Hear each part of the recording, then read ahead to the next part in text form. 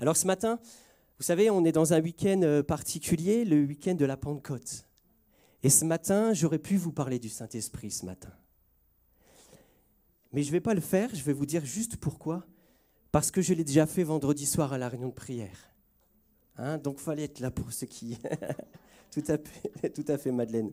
Et je ne l'aurais pas dit de cette manière-là, mais voilà, je répète ce que Madeleine a dit. Donc voilà, j'en ai parlé vendredi soir, donc par respect pour ceux qui étaient présents, je vais vous parler d'autre chose ce matin. Vous savez, il y a quelque temps, j'avais eu l'occasion de vous apporter un message. Est-ce que quelqu'un se souvient le titre de mon dernier message? Ouais. Quand j'invoque le Seigneur. Quand j'invoque le Seigneur. Et j'avais envie de faire une petite série par rapport à ces petits titres, en fait, qui sont des titres un peu qui viennent annoncer quelque chose. Quand j'invoque le Seigneur. Et ce matin, je vais continuer ma série sur quelque chose d'autre. Et le titre de ce matin est celui-ci, quand je fléchis le genou. Quand je fléchis les genoux. Et là, 3 petits points. Et comme vous le savez, comme je suis quelqu'un d'organisé, je vais vous mettre et je vais vous dire 3 petits points ce matin qui sont en fonction de cela. Alors, à genoux, vous savez, et ça c'est quelque chose un petit clin d'œil du Seigneur. Vous savez comment j'ai eu l'idée de vous parler de cela ce matin? C'est parce que j'ai un genou un peu défaillant ces derniers temps. Et oui, on vieillit, c'est pas grave, c'est normal. Et vous savez, j'ai un genou, mon genou droit en l'occurrence, il y a un problème au niveau de la régulation. Vous savez qu'on a un fluide, un liquide dans notre genou qui permet aux articulations de ne pas être sèches et de fonctionner correctement. On dirait comme un moteur, on met de l'huile, c'est un peu ça. Voilà, ça a besoin de fonctionner de cette manière-là. Et à des périodes de ma vie, soit j'en produis trop, ce qui fait que mon genou gonfle et il devient énorme, et donc là, on est obligé ou de faire des ponctions ou des choses comme ça. Mais à d'autres périodes de ma vie, comme c'est le cas en ce moment, j'ai plus rien du tout, j'ai plus de liquide du tout. Et ce qui fait que ça fait un phénomène un peu bizarre, c'est que ça grince un petit peu quand je... Et c'est pour ça que je me suis dit, tiens, je vais parler de ça, parce que... Alors, je ne vais pas vous parler de mon genou toute la matinée. Et vous savez qu'être à genoux, il y a 2 positions à genoux. Vous ne savez pas ça, hein? 2 positions. C'est la position déjà de notre corps, quand vous voyez qu'on se met à genoux, mais aussi c'est la position de notre cœur. Et oui, on peut se mettre à genoux dans notre cœur. Et ça, souvent, on ne le sait pas. Et fléchir, alors je vais vous donner une définition, j'aime bien vous donner les définitions, pardon. Fléchir, la définition de ce mot est de faire plier progressivement sous un effort ou une pression. Mais aussi céder, ça c'est intéressant, fléchir ça veut dire céder, perdre de sa force ou de sa rigueur. Intéressant cette position, donc le genou fléchi, nous oblige, nous pousse à plier notre volonté à celle de notre Dieu. Dans une attitude de louange, dans une attitude de reconnaissance. Alors, vous savez que l'être humain a un caractère qui est bien trempé. Pas ici, vous avez tous des bons caractères. Mais parfois, moi je connais des personnes qui ont des caractères bien trempés. On a tous un peu une idée un peu préconçue, un peu des convictions, une éducation. Une éducation, et ça me fait rappeler ça parce que hier j'étais voir maman et ça m'a rappelé des choses qu'elle me disait quand j'étais plus jeune. Et elle me disait tout le temps cette expression-là. Donc maman, si tu m'écoutes, je t'aime très fort. Elle me disait tout le temps cette expression-là. Ça fait drôle. Ça fait bizarre de se mettre à genoux. Oui, parce que c'est un peu mon titre, de se mettre à genoux, de fléchir le genou. Et elle disait tout le temps, ça fait drôle, ça fait bizarre. Entre guillemets, ça se fait pas trop. Et moi, j'ai été éduqué comme ça, de cette manière-là. Et se mettre à genoux, qui plus est devant tout le monde, ça peut faire voler peut-être en éclats nos certitudes, notre zone de confort, ce qui nous rassure, etc., etc. Et je vais vous dire une chose qui qui est en tout cas de ma conviction personnelle. Effectivement, dans les deux positions à genoux, il y en a une qu'on voit et il y a une qu'on ne voit pas. Et j'ai envie de vous dire, avant de mettre en place et de réaliser celle qui se voit, nous puissions vivre pleinement en premier celle qui ne se voit pas. Ça paraît logique, vous allez me dire, mais venons déjà en premier nous mettre à genoux dans notre cœur, nous incliner devant la volonté de Dieu avant de le faire physiquement. Je dirais que le côté physique, le côté visuel est juste l'accomplissement de ce qui se passe dans votre cœur. C'est juste, voilà, quelque chose qui vient comme déborder, qui vient jaillir. Et je veux penser surtout ce matin, et comme ça, il n'y a pas de frustration pour personne. On n'est pas en train de juger ici. Et je sais qu'il y a des personnes qui physiquement ne peuvent plus se mettre à genoux. Et des fois, c'est une souffrance pour elles. Mais j'ai envie de dire le plus important, et ça, vous n'avez pas besoin de votre corps pour le faire, c'est de vous mettre à genoux dans votre cœur, devant Dieu, incliné devant Dieu, prosterné devant lui, devant sa volonté, devant sa majesté, devant son autorité. C'est la position la plus belle. Alléluia. Et en plus, oui, effectivement, ça vient tellement faire du bien de voir quelqu'un à genoux. Vous savez, moi, j'ai mis longtemps à me mettre à genoux devant Dieu, je vous le dis très sincèrement. Et je l'ai fait pour la première fois dans ma chambre. Et qu'est-ce que ça m'a fait du bien. Et pendant longtemps, peut-être dû à mon éducation, peut-être dû à ma timidité, peut-être dû à des idées préconçues que j'avais, je ne l'ai pas fait. De la même manière que lever les mains, pour moi, avant, ce n'était pas quelque chose de naturel. Je ne voulais pas le faire. Maintenant, j'aime bien lever les mains vers mon Dieu. Alléluia. Ce que tu vis dans ton cœur vient se matérialiser et vient impacter ton être, l'être humain que tu es. Et il vient déborder. Alléluia, en levant les mains, en pliant le genou devant lui. Alors, quand on recherche un petit peu et le verbe s'agenouiller, excusez-moi, je suis en train de perdre ma voix. J'espère qu'elle ne va pas me lâcher, elle aussi. S'agenouiller vient de l'hébreu barak. Donc ça n'a rien à voir avec le président. Ben oui, c'est l'hébreu comme ça. Et ce mot-là, s'agenouiller en hébreu, barak, veut dire bénir ou implorer une bénédiction. Et on entend souvent parler, peut-être dans certains milieux que vous connaissez, de génuflexion. Génuflexion. Donc c'est l'affection du genou. Dans un contexte religieux, mais peut-être plus comme quelque chose qui est comme un rituel, une action mécanique, sans conviction, sans savoir vraiment ce qu'on fait. Et on parlera plus peut-être dans nos milieux, effectivement, de s'agenouiller, de se mettre à genoux, de se prosterner devant Dieu. Et c'est pourtant, et c'est en tout cas un signe de respect, de soumission, d'humilité devant Dieu. Quand vous vous mettez à genoux, c'est ce que cela signifie. On peut fléchir le genou devant plein de situations de nos vies. Mais la position d'un enfant de Dieu est toujours de fléchir le genou devant Dieu. Ça, c'est la position d'un enfant de Dieu.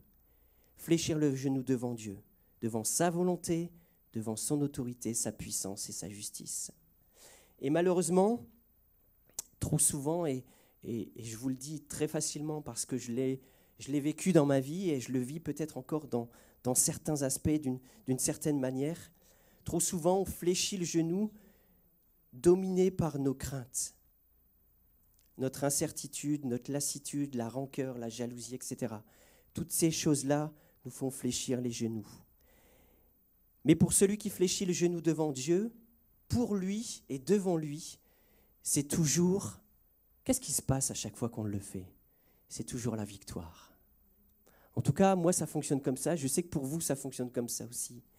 Et quand Dieu prend alors réellement la place qui lui revient dans nos vies, c'est-à-dire la première place. Alléluia. C'est merveilleux quand Dieu peut prendre la première place de nos vies. Et vous savez, je le disais encore tout à l'heure, sans jugement aucun, on n'est pas là pour dire, voilà, moi je ne le fais pas souvent, donc je ne me sens pas bien, ou j'ai pas eu l'occasion de le faire, ou j'ai pas eu l'occasion de faire devant les autres, mais je le fais tout seul dans ma chambre. Peu importe la manière dont tu le fais. C'est la conviction et la sincérité de ton cœur qui est important, quand tu le fais en tout cas.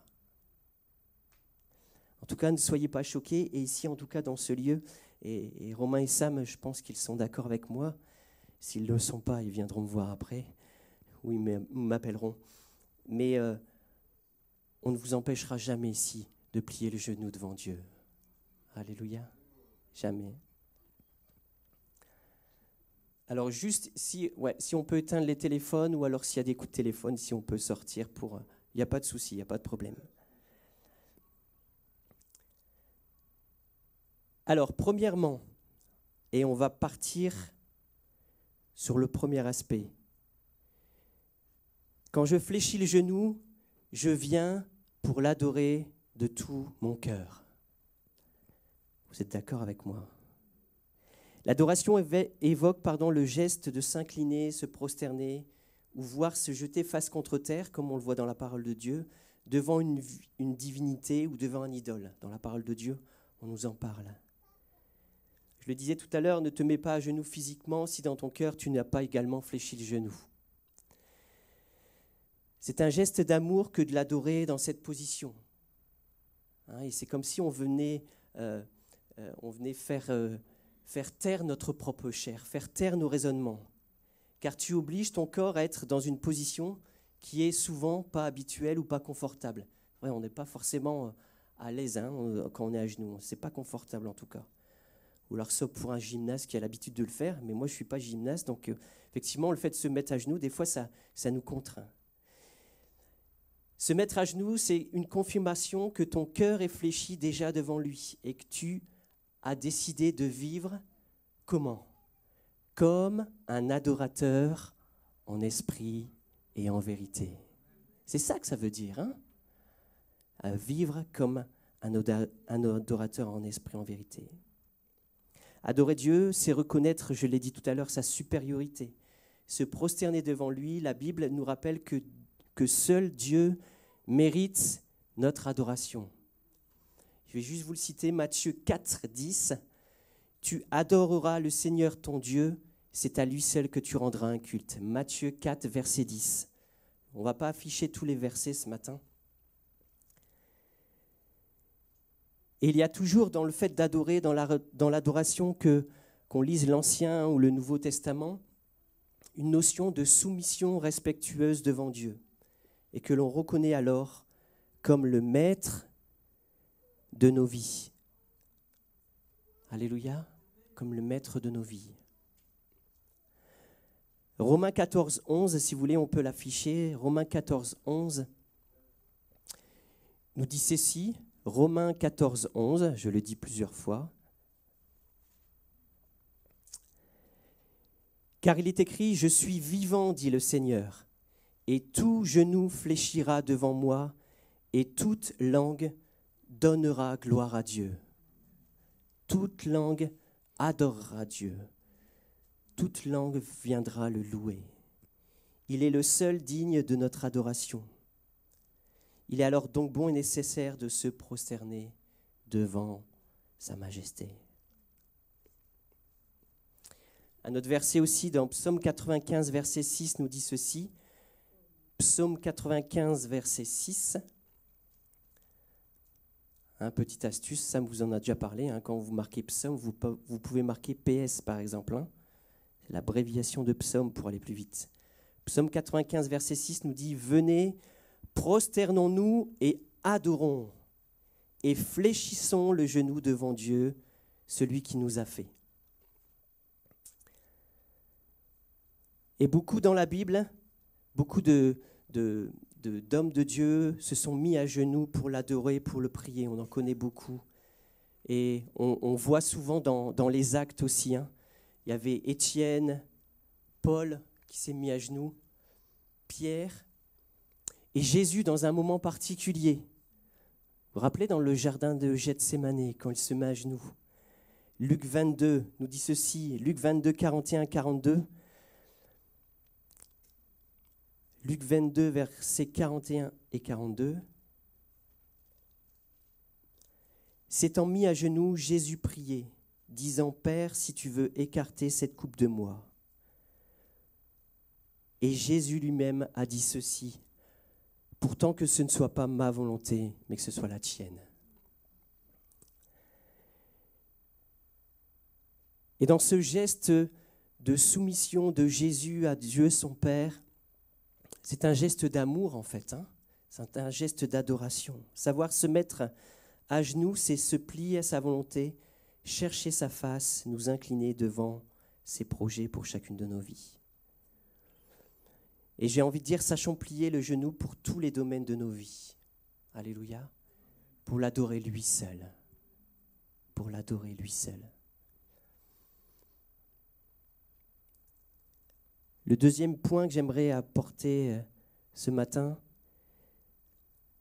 quand je fléchis le genou, je reconnais qu'il est ma force. Je reconnais qu'il est ma force. Le petit 1, c'est je viens l'adorer. Le deuxième point, je reconnais qu'il est ma force. Alors pour ceux qui ne le savaient pas, les genoux représentent plusieurs choses dans la Bible, hein, au niveau de la symbolique des genoux.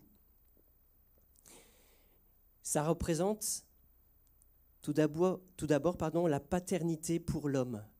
Vous saviez que lors de la naissance, quand un enfant naissait, qu'est-ce qu'on venait faire de cet enfant ? On venait le déposer sur les genoux du Père. Et c'était un peu comme une adoption, hein, comme si...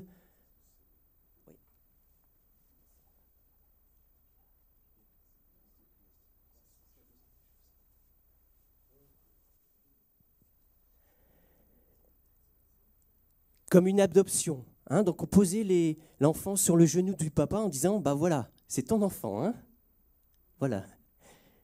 Tu es le père, oui. Et dans Job, j'allais dire Job, mais Job 3.12, on est des fois, vous voyez comment on est formaté, hein, je vois Job, je veux dire Job. Job 3.12 nous dit, pourquoi ai-je trouvé des genoux pour me recevoir, hein, vous savez que Job était quelqu'un qui se posait énormément de questions et qui ne comprenait pas ce qui lui arrivait. Dans son malheur, il se dit... Et il parle à Dieu et dit, pourquoi ai-je trouvé des genoux pour me recevoir ? Alors, pourquoi est-ce que j'ai été adopté par un père si c'est pour... il m'arrive tant de malheurs, hein, c'est ça que ça veut dire. Hein. Pourquoi est-ce que j'ai été adopté ? Pourquoi est-ce que tu m'as béni ? Pourquoi est-ce que tu as permis que je vienne alors qu'il m'arrive tout ça ? Donc, c'est la première chose que ça signifie au niveau des genoux. Deuxièmement, les genoux représentent aussi l'affection de la maman, de la mère. Hein, dans 2 Rois 4, on voit la femme sunamite qui accueille sur ses genoux son enfant qui est malade, par exemple. Hein, c'est un signe d'affection, c'est un signe d'amour.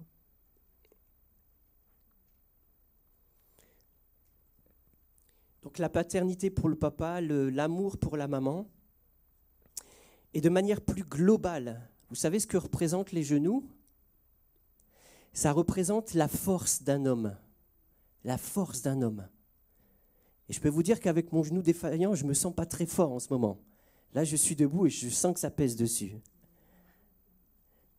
Oui, c'est vrai. Les genoux sont les premiers éléments du corps qui sont soumis à la terreur, à l'épreuve, à la défaillance ou à la peur. C'est intéressant de savoir ça. Les premiers soumis. Juste, ne notez pas, je vous le cite parce qu'il y a beaucoup de versets que j'aurais pu vous citer ce matin par rapport aux genoux défaillants. Ézéchiel 7.17 vient citer cela. Tous baisseront les bras, tous auront les genoux qui flanchent ou qui défaillent. Ézéchiel 7, verset 17.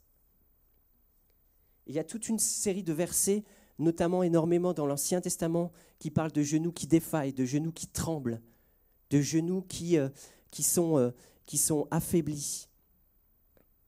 Un autre exemple, dans Psaume 109, verset 24. Dans Psaume 109, verset 24, vous savez, quand on parle du jeûne, il est écrit ceci, « Mes genoux sont affaiblis par le jeûne, mon corps est épuisé et amaigri. » Hein, c'est les genoux qui prennent. C'est pour ça que le fait de se mettre à genoux, c'est tellement quelque chose d'important. On vient se soumettre, on vient décider que Christ est notre maître. Et lorsque nous sommes faibles, affaiblis, malades, c'est le genou fléchi que nous gagnons alors des victoires. Amen. Pourquoi ? Pourquoi ? Parce que se mettre à genoux, c'est se dire, Seigneur, je me reconnais et je sais que je suis sans force. Mais c'est toi qui es ma force, c'est toi qui es ma victoire, c'est toi qui es ma forteresse. Et je veux le proclamer ce matin, et je veux le prophétiser pour chacune de nos vies. Il est capable d'affermir vos genoux qui sont défaillants ce matin. Alléluia, il est capable de le faire. Toujours Job, on va l'afficher si tu veux, Jonas. Job 4.4, encore un verset 4.4. Vous vous rappelez des versets 4.4 dans la parole de Dieu ? Il y en a plein. Et celui-là, je trouve que c'est un verset 4.4 que je ne connaissais pas très bien. Je vous le confesse. Tes paroles ont affermi ceux qui chancelaient et tu as fortifié le genou qui pliait. Il est celui qui vient fortifier le genou plié ce matin.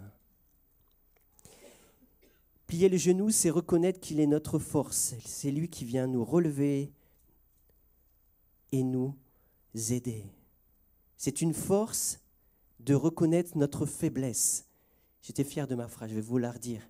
C'est une force de reconnaître notre faiblesse. Mais cela l'est encore plus quand nous sommes à genoux, décidant de nous soumettre à celui qui nous rend réellement forts. Alléluia. Et vous savez, petit témoignage, on était à un moment donné dans une période de jeûne, il y a quelques années, je ne sais plus vous dire exactement, et j'étais vraiment à genoux devant Dieu, lui confessant tout ce qui se passait dans ma vie, et je lui disais, Seigneur, viens me remplir. Et alors que j'étais à genoux, j'ai vraiment senti la main de Dieu me toucher. Vous savez, ça fait tellement du bien. Et c'est comme si presque mon corps se rappelait encore de ce qui s'est passé à ce moment-là, alors que j'étais à genoux, reconnaissant que j'étais faible, mais que dans ma faiblesse, il était fort, qu'il me rendait fort. Philippiens 4.13 nous dit « Je peux tout par celui qui me fortifie ». Et dans cette position de corps et de cœur, le Seigneur ton Dieu va honorer ton cœur, disposer et ta foi.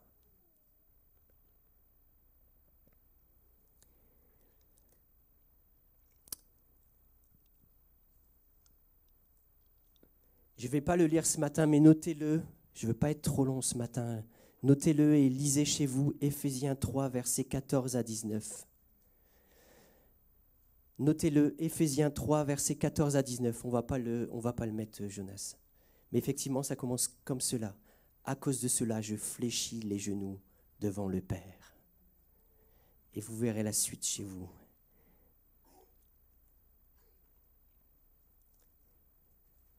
Je voudrais entamer mon troisième point. Quand je fléchis les genoux, je déclare alors que je lui appartiens et que je ne suis pas de ce monde. Dans l'Ancien Testament, je ne sais pas si vous vous rappelez, mais on voyait constamment le peuple qui se prosternait devant des idoles, devant des statues, devant le dieu Baal, etc., etc. Et tout le contraire, le peuple faisait tout le contraire de ce que Dieu avait ordonné, ce que Dieu avait demandé de faire. La désobéissance était quelque chose de courant, comme elle l'est encore à l'heure actuelle. On fléchit le genou des fois devant d'autres passions, peut-être devant des personnes, peut-être devant des choses qui viennent nous voler notre temps. Et j'aimerais juste finir ce matin avec l'exemple d'un homme, pour moi, qui est un homme de la Bible, qui est un grand prophète, et qui est le prophète Daniel. Vous savez, cet homme était un homme qui avait été élevé à un rang par le roi Darius. Vous savez que Daniel était un des chefs du royaume. Daniel avait une place très élevée. Si on veut remettre maintenant, c'est comme s'il était un peu le premier ministre dans le royaume. Et il était l'un des 3 chefs du royaume. Et en dessous de lui se trouvaient des administrateurs qui devaient donc rendre compte à Daniel, et ils devaient rendre compte à ce moment-là. Et ils ont été jaloux de la réussite de Daniel. Vous savez, je pense que ces hommes, en tout cas ces administrateurs, étaient remplis de jalousie. Et vous savez pourquoi ? Parce que la parole de Dieu nous le dit, car Daniel était supérieur, car il avait en lui un esprit extraordinaire. Il avait l'esprit de Dieu en lui. C'est pour ça que Dieu venait honorer sa foi et qu'il avait des réussites dans ses projets. Et ces hommes qui cherchaient à faire chuter Daniel, qui n'aimaient pas Daniel, faut le dire clairement, ils n'aimaient pas Daniel, ils n'aimaient pas sa réussite, ils n'aimaient pas le Dieu de Daniel. Et ils ont essayé de trouver une faille chez lui, chez Daniel. Et la Bible nous dit dans Daniel qu'ils ne l'ont pas trouvé. Alors, qu'est-ce qu'ils ont fait ? Ils ont cherché une faille par rapport à ce que le Dieu de Daniel avait demandé de faire. Et ils ont trouvé une chose. Ils ont donné à l'idée au roi de publier un décret interdisant pendant 30 jours de ne pas prier et de ne pas se prosterner devant aucun autre Dieu que le roi lui-même, sous peine d'être jeté au lion. Et qu'est-ce que Daniel a dit ? Il a dit, « Ok patron, pas de souci, on fait comme ça. Je me plie à ce que tu dis. » Écoutez ce que Daniel fait dans Daniel 6,10. Daniel 6,10, on va le lire, Daniel 6,10. Donc Daniel, c'est dans l'Ancien Testament. Daniel 6,10. Lorsque Daniel sut que le décret était écrit, donc le décret qui proclame pendant 30 jours de ne pas se plier devant un autre Dieu que le roi lui-même, et de ne pas prier un autre Dieu, lorsque Daniel sut que le décret était écrit, il se retira dans sa maison. Et écoutez tous les petits détails, où les fenêtres de la chambre supérieure étaient ouvertes. Les fenêtres sont ouvertes dans la direction de Jérusalem. Et 3 fois par jour, il se mettait à genoux. Il priait et il louait son Dieu comme il le faisait auparavant. Tous les mots de cette phrase, de ce verset, ont un impact tellement important. Il a su laisser les fenêtres de sa chambre ouvertes, là où peut-être certains se seraient cachés. Lui, Daniel, qu'est-ce qu'il a fait ? Il a fait comme il faisait auparavant. Est-ce qu'il a changé d'attitude parce qu'on lui avait demandé de faire quelque chose qui était contraire à ses convictions, contraire à ce qu'il avait promis de faire pour son Dieu ? Il a continué à plier le genou, les fenêtres ouvertes. Le jour, parce qu'il était marqué 3 fois pendant le jour. Il aurait pu dire, c'est pas grave. Vous savez, nous, des fois, on est comme ça, on trouve un peu des stratégies en disant, c'est pas grave, je vais le prier 3 fois pendant la nuit, comme ça on ne verra pas trop. Je pourrais fermer les fenêtres. Non, lui, Daniel, il continuait à prier, à louer son Dieu comme il le faisait auparavant. Est-ce que nous, et je vous pose la question, et je me pose la question, est-ce que nous aurions été capables de faire comme Daniel ? De plier le genou devant lui et de continuer à l'adorer et de donner un message aux autorités de ce monde en disant « Mon Dieu est bien plus grand que ce que tu me demandes de faire. Et je ne suis pas de ce monde et je veux marquer ma différence parce que je veux louer mon Dieu. Je veux continuer à les bénir de tout mon cœur et je veux rester le genou plié devant lui parce que j'appartiens au Dieu Tout-Puissant. » Quelle audace de la part de Daniel. Il aurait pu tout perdre. Il aurait pu perdre son rang, il aurait pu perdre sa renommée. Mais lui, il n'avait que faire de ça. Et nous, parfois, en tout cas, c'est mon opinion ce matin, parfois, on se dit « je ne sais pas si je vais me mettre à genoux. »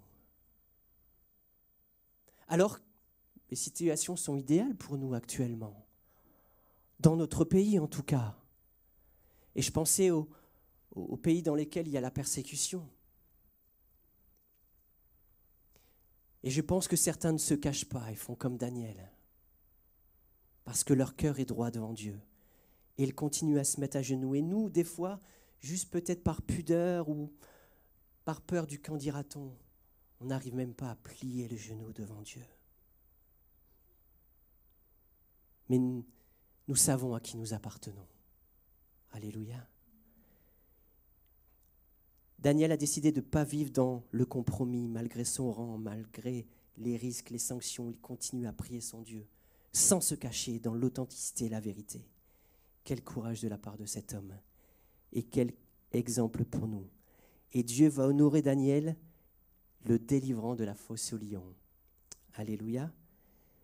Et ça va même un peu plus loin, et je vais pas vous le citer, un peu plus loin dans Daniel 6, il est écrit ceci, après cela, le roi Darius, donc là c'est pas Daniel, c'est le roi Darius, écrivit à tous les peuples, à toutes les nations, aux hommes de toute langue qui habitaient sur toute la terre. Donc c'est pas une petite lettre vite fait, c'est adressé à tout le monde. Que la paix vous soit donnée avec abondance. J'ordonne que dans toute l'étendue de mon royaume, on ait maintenant de la crainte et de la frayeur pour le Dieu de Daniel. Car il est le Dieu vivant, il a subsisté éternellement et il subsiste éternellement. Son royaume ne sera jamais détruit et sa domination durera jusqu'à la fin. C'est lui qui délivre et qui sauve, qui opère des signes et des prodiges dans le ciel et sur la terre. C'est lui qui a délivré Daniel de la puissance des lions. Alléluia. Le roi Darius se rend compte qu'il n'aurait jamais dû faire ça et que le Dieu de Daniel est le seul digne d'être honoré, d'être exalté. Et vous savez,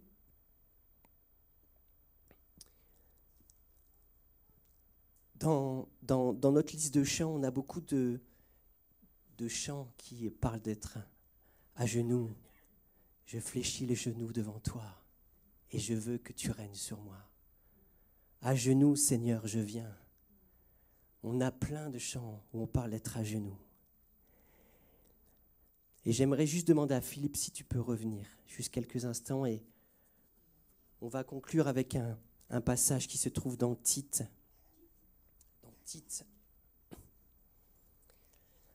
Dans Tite 2. C'est tout à la fin, juste avant Hébreu. Juste avant Philémon, pardon. Tite 2, versets 11 à 13. Tite 2, versets 11 à 13.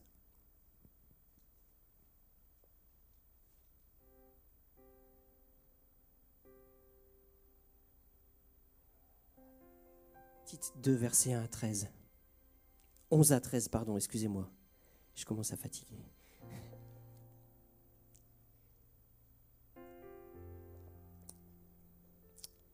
Car la grâce de Dieu, source de salut pour tous les hommes, a été manifestée.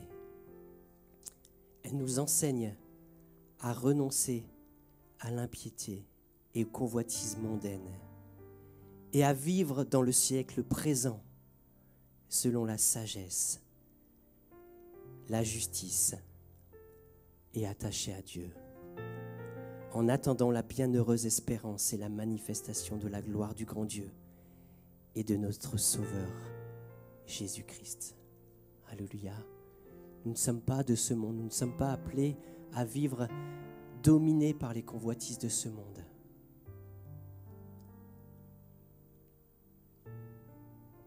Et ce matin, j'ai envie de nous rappeler ce matin que nous ne sommes pas appelés à vivre dans le compromis.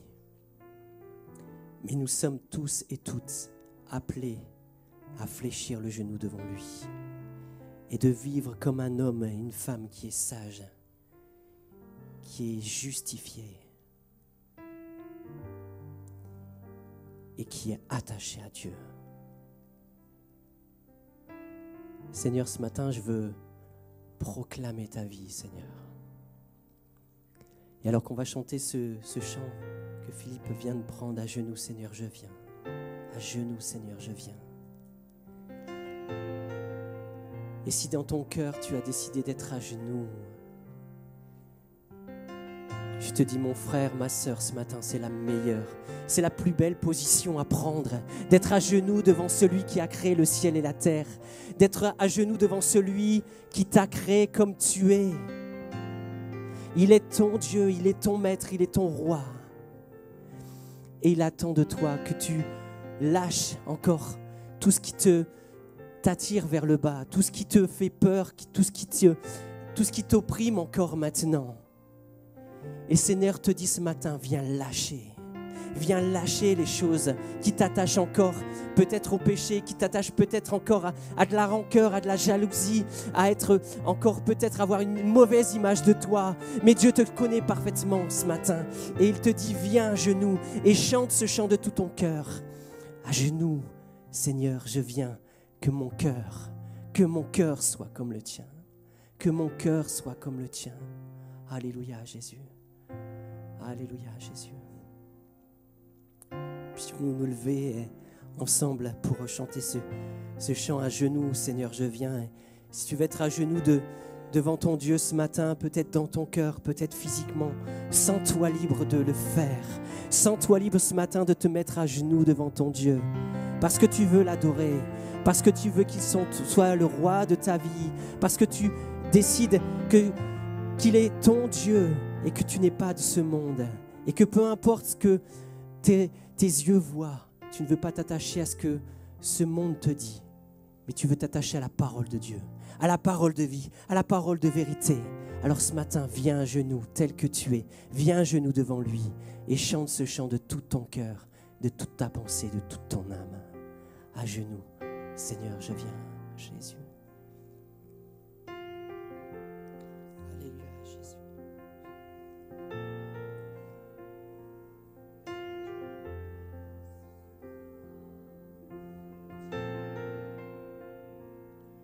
Je m'incline devant ton trône saint.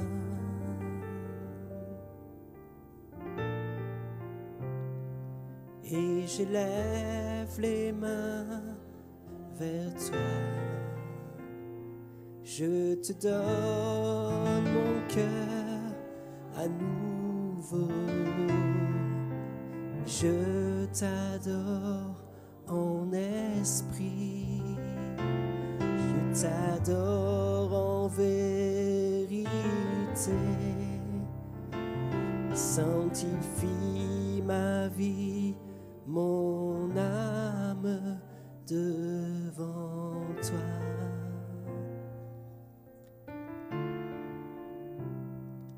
À genoux, Seigneur, je viens. Que mon cœur soit comme le tien. Je m'incline devant ton trône saint. Oh Jésus, j'élève les mains vers toi.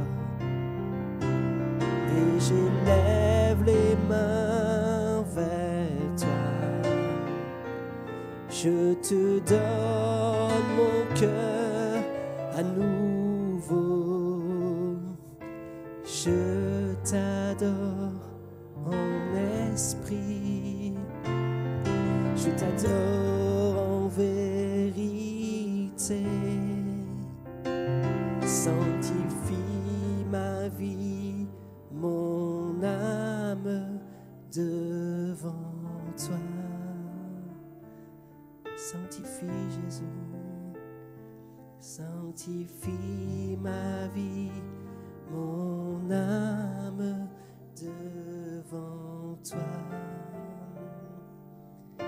Sanctifie Jésus, ma vie, mon âme devant toi. Oh Jésus, alléluia.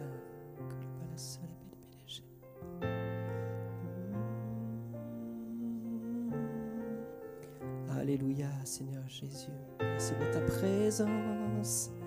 Merci pour ta présence dans nos vies, Jésus.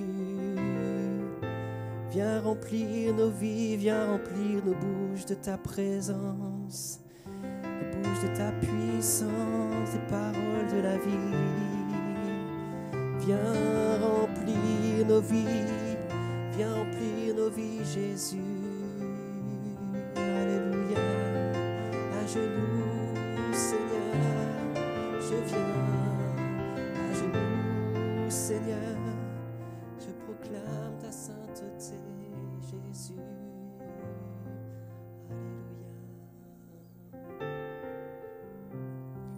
Alléluia. Alléluia, Jésus.